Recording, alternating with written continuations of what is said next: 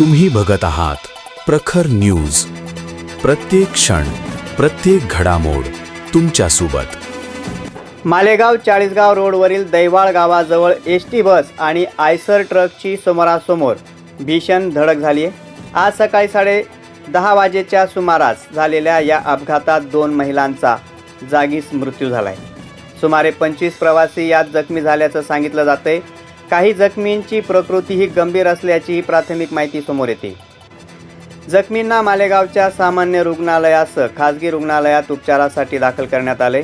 अपघातानंतर IISER truck हा रस्त्याच्या बाजूला पलटी झालाय. दरम्यान जखमी तसेच मृत व्यक्तींबाबत पोलिसांकडून अद्याप अधिकृत माहिती समोर आलेली नाही. सर्व जखमी आणि मृत व्यक्तींची ओळख पटवून त्याबाबत अधिकृत माहिती घेण्याचं काम पोलीस प्रशासनाकडून सुरू झालंय. घटनेची माहिती मिळताच पोलिसांनी घटनास्थळी धाव घेत मदतकार्य सुरू करून अपघाताचे नेमके कारणही तपासले जात आहे. प्रखर न्यूजसाठी भैयासाहेब माळी, सटाणा.